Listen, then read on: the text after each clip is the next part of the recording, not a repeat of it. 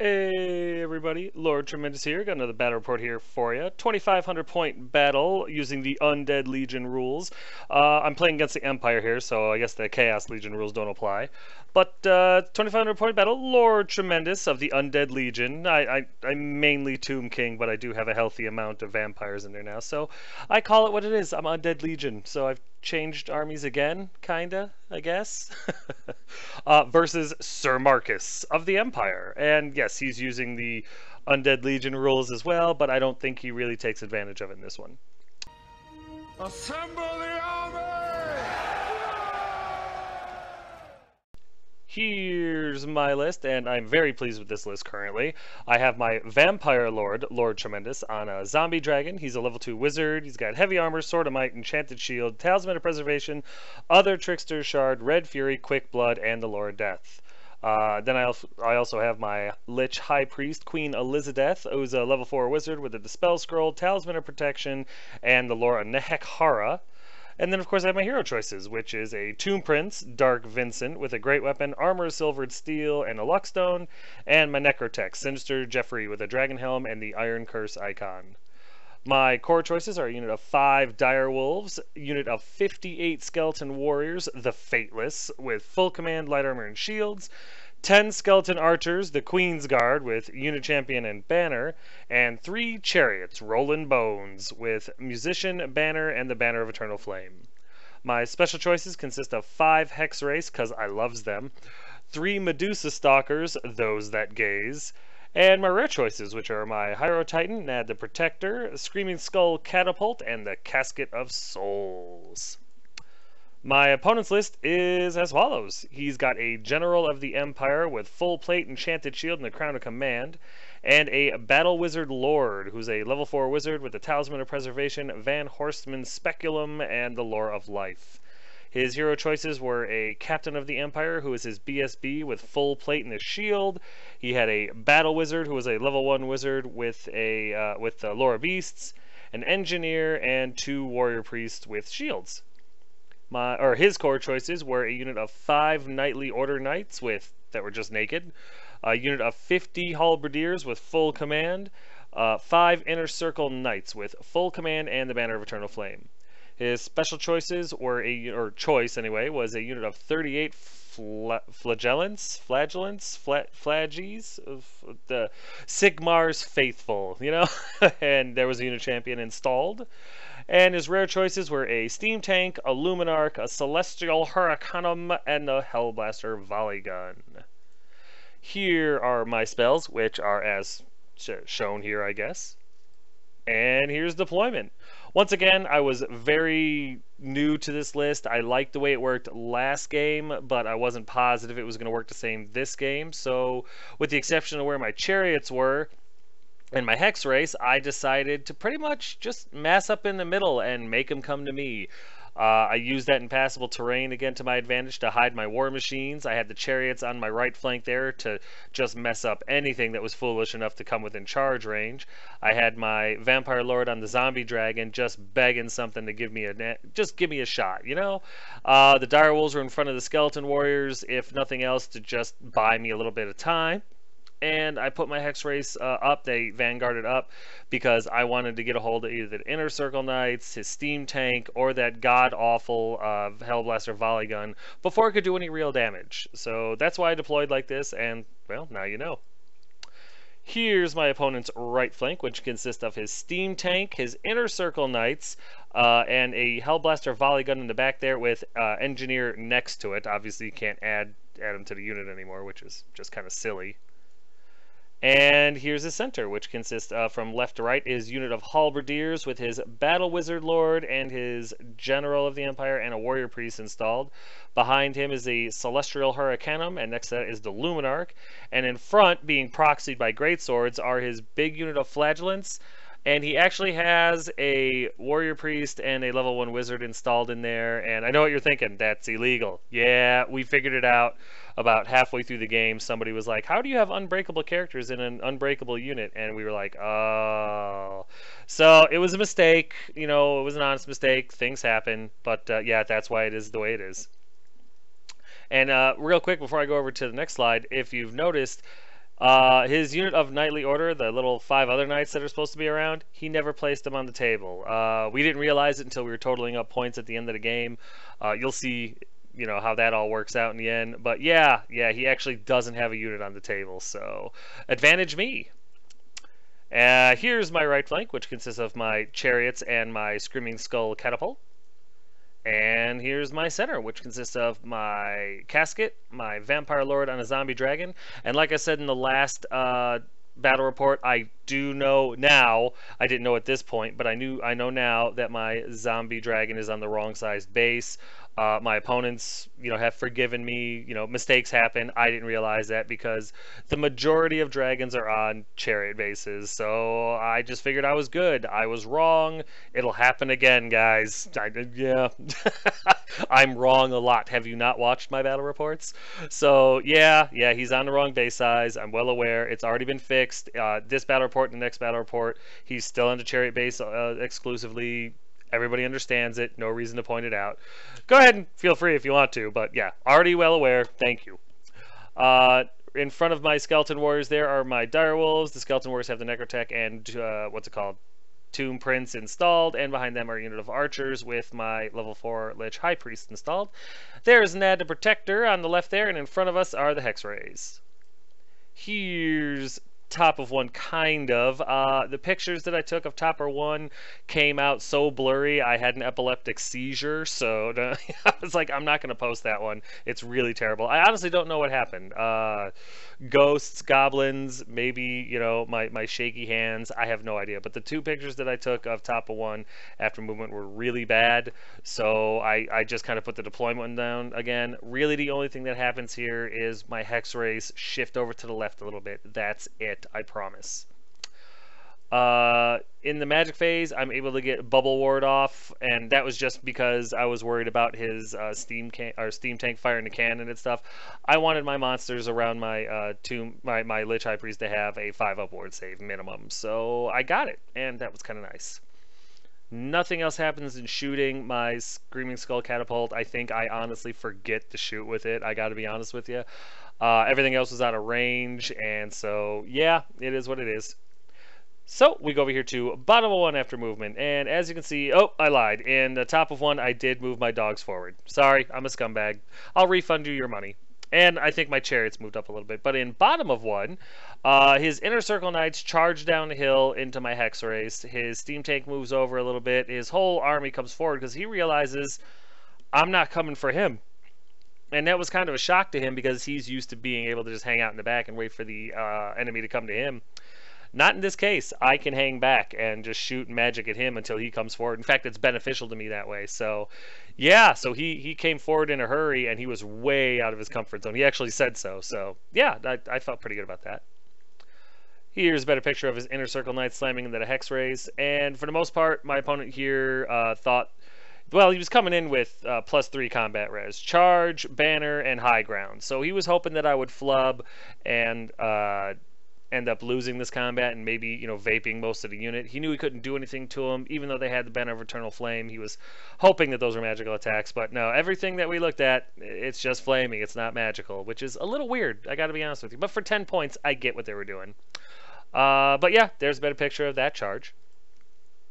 During his shooting phase, I believe, I think his Hellblaster Volley Gun takes a bunch of pot shots at my dogs. He misfires 1 even with the engineer, and so he gets like 5 shots off on my dogs, but is still able to kill 3, which is sad, but that's pretty much what the dogs are for.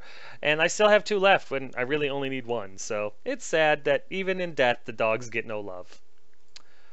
Nothing else happens in anywhere else. So we go over to combat, and although I do kill 2 of his knights with my Hex Race, I lose by 1 because charge, high ground, banner to 2 wounds. 3 minus 2 is still 1, so one of my Hex Race vanishes into the night. But I've still got the numbers advantage, so I'm feeling pretty good about this fight. So we go over here to top of 2 after movement, and yeah, the undead don't move a whole lot. The dire wolves just kind of angle themselves slightly, so if something does charge them, it'll come at them in a weird angle. Other than that, I don't really move or do anything. My stalkers don't come in. I roll like a 1, so that's a shame because I was really hoping to do some damage to the steam tank. But, it's fine. It is what it is. Nothing happens in the magic phase, but in the shooting phase, I'm able to lob a rock off and hit his steam tank. I only do 2 wounds, but hey, now he's got a 1/6 chance or something like that, or a 1/3 chance to actually misfire. So that's good enough for me. I'll take it. Nickel and dime that thing all day. And then in combat over here, my Hex Rice don't flub, and they're able to finish off the last 3. What's it called? Inner Circle Knights. So that's cool. With all the fun said and done, we go over here to bottom of 2 after movement, and there's a little bit. His halberdiers charge my dire wolves. His steam tank fires forward towards my titan because he wants it dead. His flagellants come up as fast as they can without, being too close to the chariots. And I was watching them. The first ones to get close enough for my chariots and my zombie dragon to charge. That was the one. That was the brick I was going to charge first, and I was going to enjoy that. His Luminarch and his Hurricane move up to keep pace, and that's about it.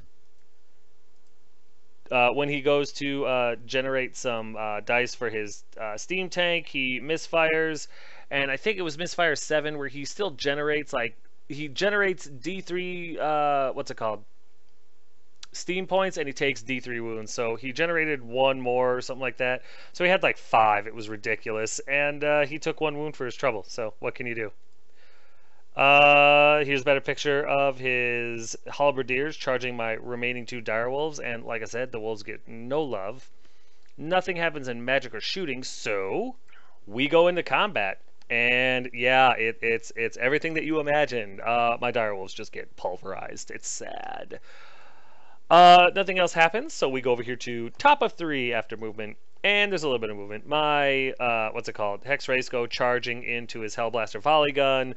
My Titan moves back behind the Skeleton Warriors because they want nothing to do with this, or he wants nothing to do with the Steam Tank. I want the Steam Tank to go into my Skeleton Warriors or wait.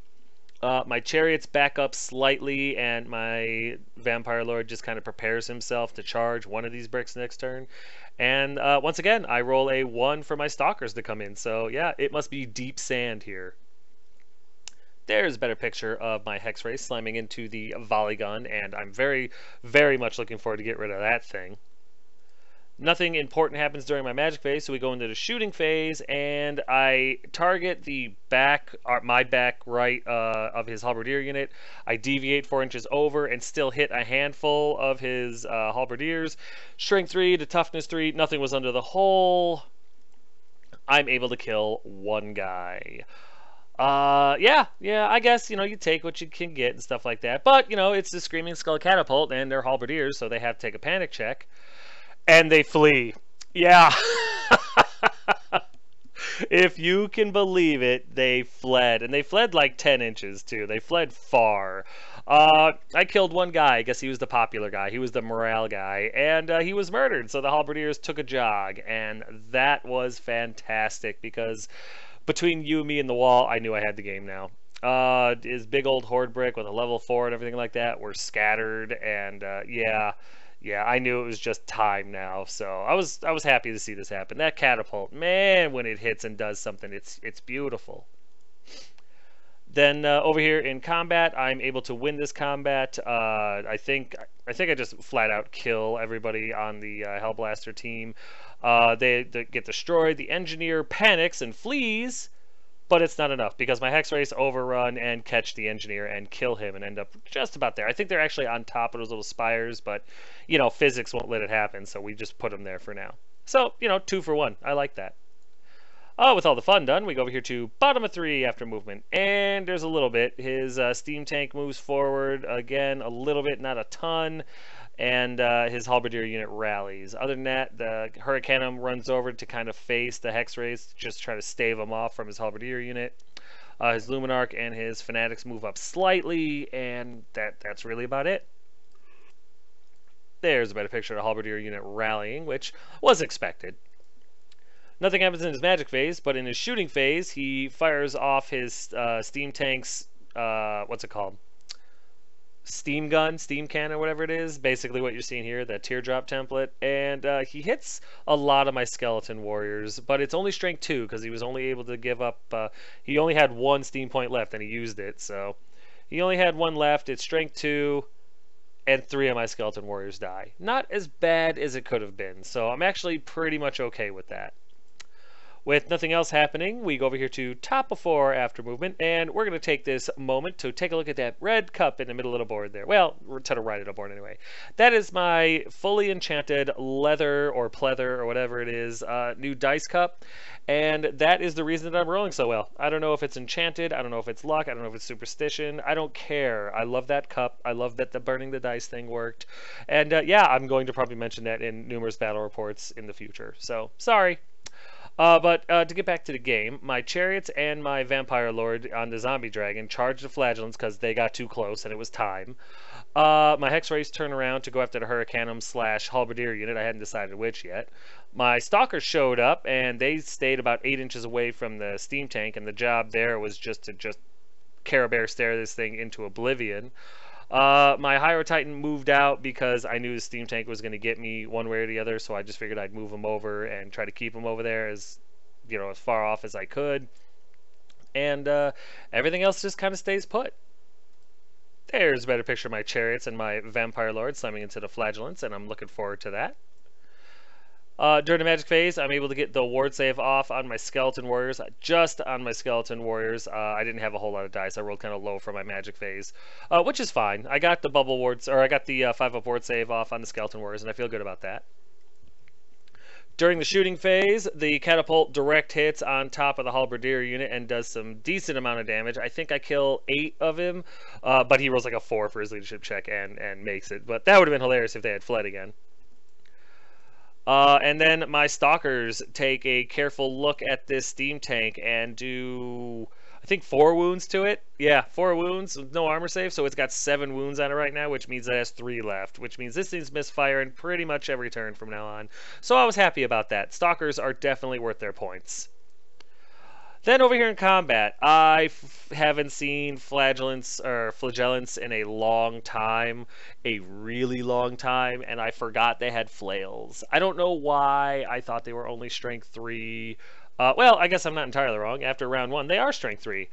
But I completely forgot they were strength 5 on the first round of combat because of flails. In fact, my opponent did too. It was somebody watching the game that was like, hey, don't they have flails? And I looked over at him, I'm like, no, they're just regular human. Oh my god, they do. So yeah, he did the martyr thing too, and like one guy died, so he got to reroll failed to hit or failed to wound, one of the two. But that was enough, and all of my chariots explode. It was devastating. However, I am able to we tie this combat in the end. I killed a ton of the flagellants, and he killed my chariots. But with charge and all the wounds I did to the 9 wounds he did to my chariots, and I think 2 ranks, it wasn't enough for him to win combat. I actually win this combat. So they're not frenzied anymore, but they're still unbreakable immunopsychology, and I have to kill him to a man. But if anyone was going to be able to do that, it was my vampire lord on a dragon, because yes. So with all that excitement over, we go over here to bottom of 4 after movement, and there is a little bit. The steam tank doesn't do it. It misfires, and I think it just like stalls out. He generates no steam points. The halberdier unit moves forward a lot. The hurricanum shifts over to kind of redirect my hex race with, he's right, I am going that direction. The luminarch, I don't know what the luminarch did. I think it just kind of stood there, and that's pretty much it. Oh, I'm sorry. The steam tank did actually, after the misfire, he did generate some steam points, and he ended up charging into my Titan. I apologize. But, yep, there's the misfire for the tank, and I don't remember exactly what happens. I think it was a 6, whatever that is, and it doesn't really do anything to the steam tank. It just kind of disappoints it a little bit. I think it was the one where it vents the steam out, and while the steam tank did take a wound, it was able to armor save it, because believe it or not, it didn't say no armor saves, so whatever. And there's a better picture of the steam tank making the charge into my Hydro Titan, because reasons. During the magic phase, the Hurricanum spell, I let it go off on my hex rays because I wanted to stop Dwellers Below. He's been trying to 6-dice that damn spell for the past 3 turns, and it's making me nervous. So I let him get the Hurricanum spell off on my hex race, and I think 1 dies. I don't remember what he rolls exactly on the chart, but 1 hex rate dies, and I'm okay with that. Then during the magic phase, he gets Dwellers Below off on my Skeleton Warriors. There was nothing I could do. He rolled a 26, and I threw every Dispel dice I had at it, and I rolled a 25, and he got it. And as you can see, half the unit vaporizes. I lose my Necrotech and about 30 skeletons. The unit champion survives, the Tomb Prince survives, everything else dies. And you're looking at it, so whoo, that spell! Then over here in combat, the Hyro Titan, he gets charged into. He takes like 3 or 4 wounds right off the bat. He counterattacks and isn't able to do anything. And with combat res, charge and all those wounds. Yeah, the Hyro Titan, it gets obliterated, which is too bad. I really like my Titan, and it was sad. But you got to give it to the Steam Tank. He stuck in there and pushed and earned that kill. What can you do? Speaking of earning kills, though, my Vampire Lord on a Zombie Dragon beats the crap out of the Flagellants, and I'll take it. It was awesome. Yeah, they're unbreakable, but I win this combat, and they're basically on borrowed time. So we go over here to top of 5 after movement, and I don't really know what to do against the Halberdier unit right now. They're still too big, especially with my half-strength Skeleton Warriors now with no hatred. I was like, I don't know if I'm going to charge a Halberd unit. That's probably a death sentence. So I sent the Hex Race into the Hurricanum with the idea of killing it, overrunning, and slamming into the Luminarch, and then maybe into the Flagellants and help take them out quicker so that my General can go into the Halberdier unit and do something. And really that's it. My Stalkers, I think, moved an inch forward, so they were all within 8 of the Steam Tank, and that was pretty much it. There's a better picture of my Hex Race slamming into the Hurricanum, because it has to die. During the magic phase, I go a little crazy. I get Killing Blow and 5-up ward save on my Skeleton Warriors, raising 8 skeletons altogether, which was nice. And then I get 2 more spells off on the Halberdier unit, Doom and Darkness, and I believe it's Soul Blight.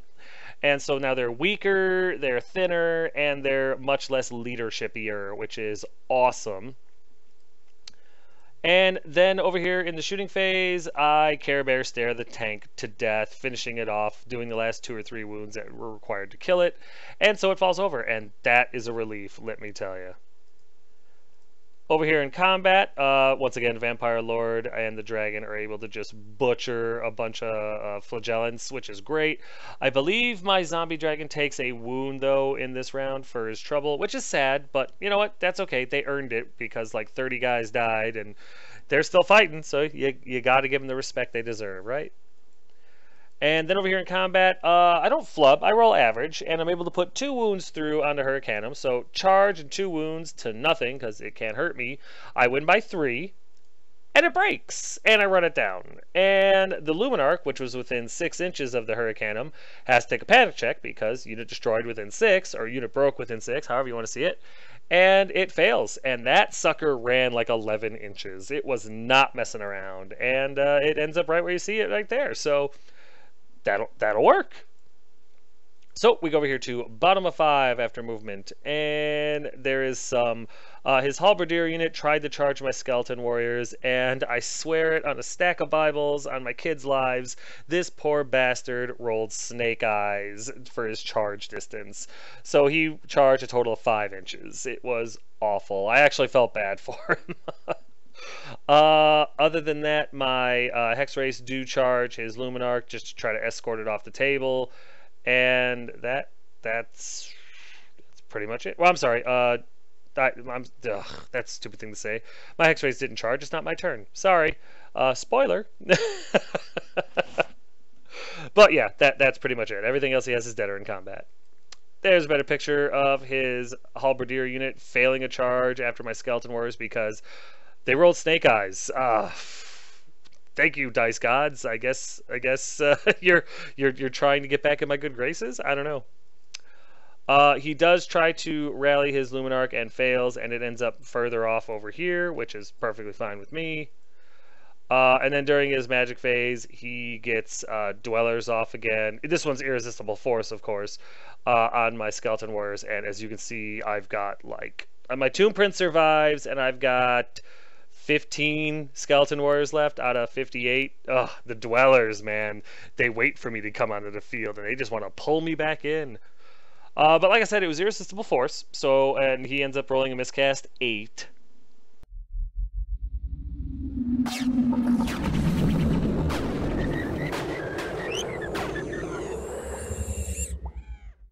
Which is actually quite significant. He ends up doing a wound to both his his warrior priest and his battle wizard in the flagellant unit or whatever.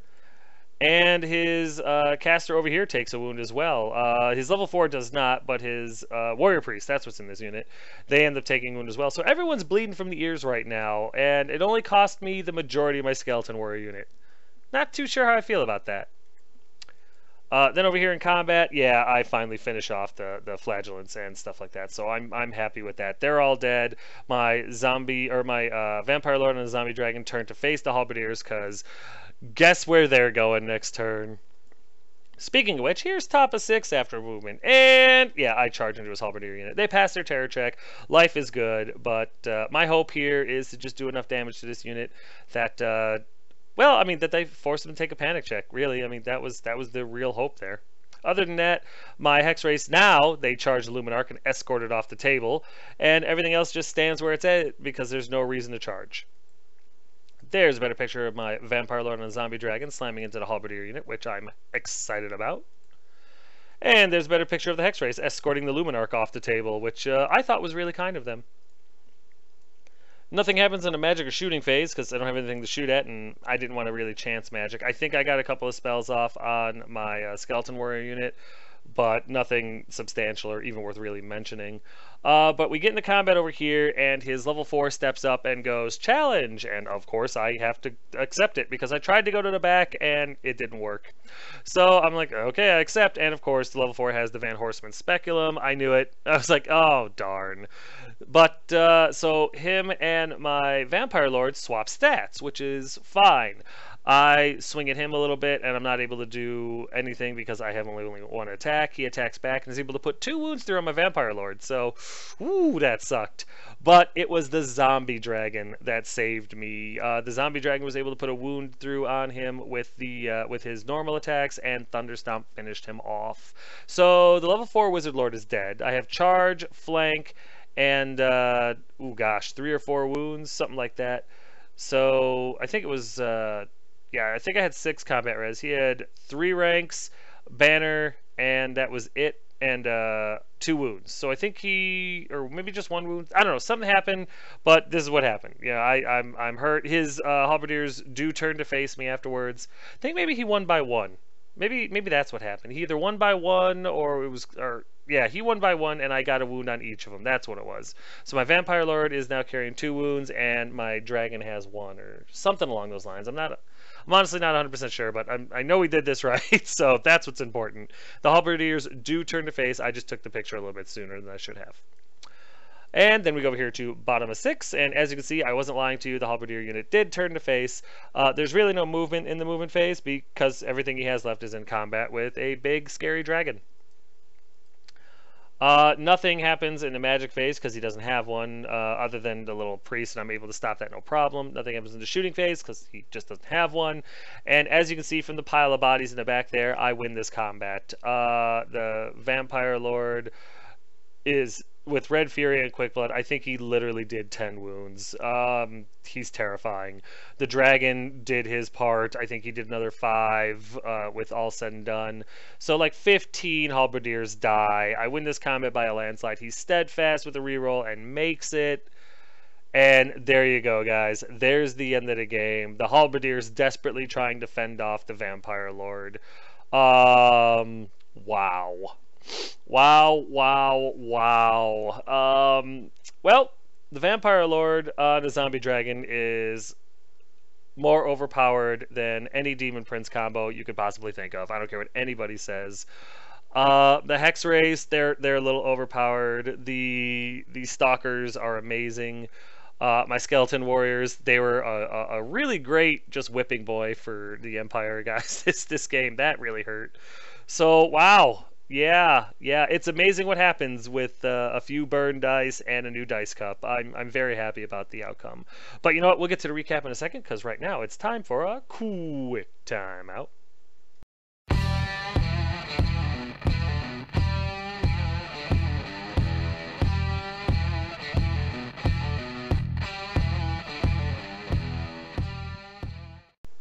banners, banners, banners. Get you some banners. Look at the banners. You are never going to be able to get better banners than this. There is no company, there is no talent scout, there is no entity on the planet that's going to get you banners better than this. Custom banners for your custom army. You want better paint scores. You want that little edge that makes your army better than the guy next to you. Sick of running, going to tournaments and getting that paint score that's just a few points lower than the guy that literally sneezes on his army. And you can't figure out why?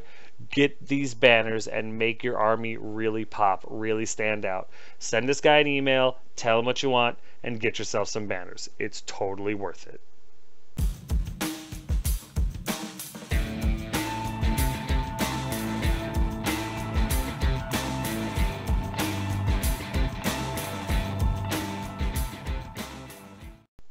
All right, guys and gals, there it is. Token Gal is back, and she's back in full operation mode of making tokens. So if you missed out before she went and got married and became Mrs. Token Gal, or however that works, this is your chance. Get your tokens now. Send her an email. Send her your monies. Get yourself some tokens. They're dirt cheap, solid gold quality. You're not going to be disappointed. Tell her Tremendous sent you. She'll probably know. But yeah, get these tokens. They're so much better than just using dice. They're so much easier to remember everything. You don't have to worry about your cards getting lost, stolen, ripped, torn, whatever. And, they're glass beads, cool high-def pictures. Totally worth it. Get yourself some tokens. You won't regret it.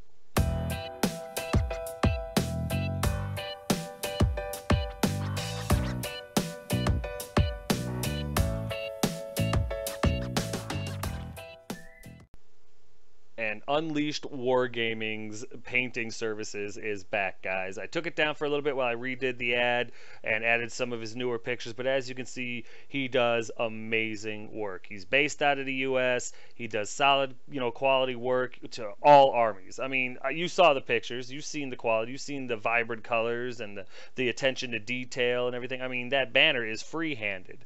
I mean, how are you not going to like something like that? So if you're like me, and you hate painting, but you don't have an awesome wife to do all your painting for you, give this guy an email, talk to him about what you need, and he's going to knock it out for you. You're not going to be disappointed. You're not going to be embarrassed when you play your army at, your local store, at GTs, or local GTs at your store, or however the heck you want to play. You'll have a painted army. It's going to be a beautifully painted army to your specifications. How can you go wrong? Send him an email, get your army painted, and quit embarrassing yourself. Tell him Tremendous sent you.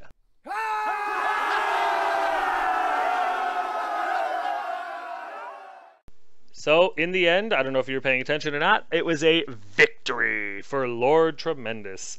I ended up getting 1,760 points out of him, and he got about 510 points out of me. The Undead Legion ended up losing the unit of chariots, my dire wolves, my titan, and my necrotech. The dwellers got the necrotech. The steam tank got the titan. The wolves were just fed to the empire, and the chariots got flagellants to death, which is kind of disgusting. The Empire ended up losing the Battle Wizard Lord, a Battle Wizard, an Engineer, a Warrior Priest, the Inner Circle Knights, the Flagellants, the Steam Tank, the Luminarch, the Hurricanum, and the Volley Gun. I'm not going to count the Knightly Order because they never showed up to the fight, and well, my opponent just forgot. We didn't realize that he had forgotten the Knightly Order unit until we were totaling up the end of game points, and he goes, "Oh my god, I forgot an entire unit." And we play closed lists, so I had no idea.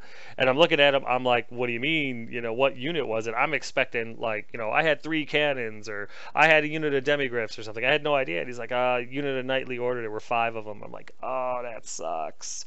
But honestly, let's be real here. I don't think that the unit of 5 Knightly Order guys is really going to make much of a difference in this particular game. I could be wrong, but we'll never know. And I'm still going to count it as a victory. So, yay.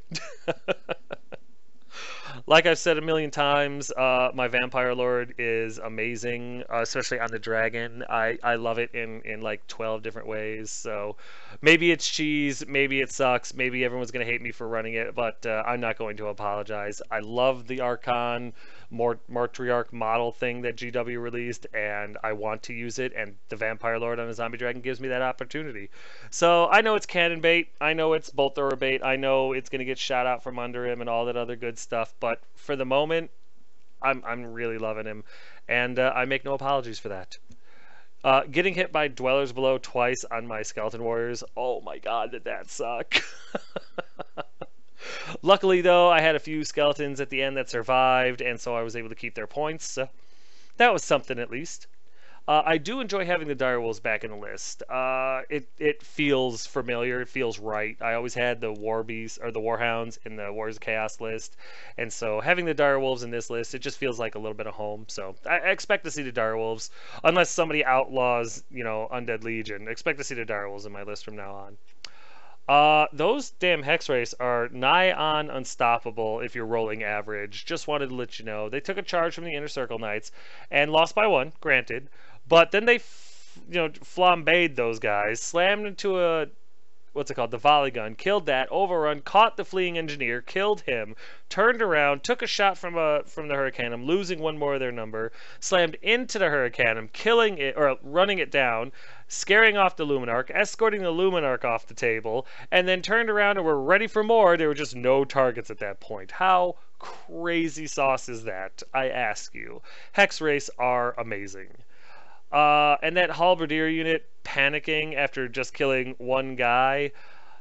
Yeah, the catapult is quite good against armies that actually have to worry about panic checks. So, yeah, okay, I am starting to see, for sure what you guys mean. Yeah, take two.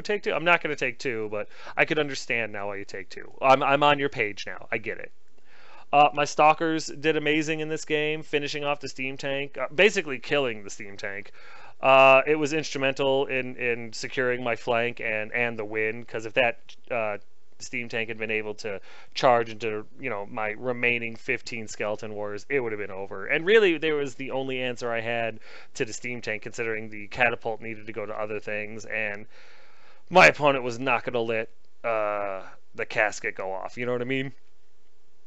Still loving my disciplined dice now. Now that they know that I'll kill them, they're actually rolling average, which is all I've ever wanted. The Dice Cup might be keeping them honest as well, and I'm thrilled, just absolutely thrilled with that. And so I'm going to ride this luck train for as long as I can. But this was a great game. It was a ton of fun, and I'm very much looking forward to the rematch. But yeah, guys, that's going to do it for this battle report number 167. As always, if you have any questions, comments, concerns, or complaints, feel free to put them in the comment section below, and I will get back to you as quick as I can. But yeah, guys, thanks.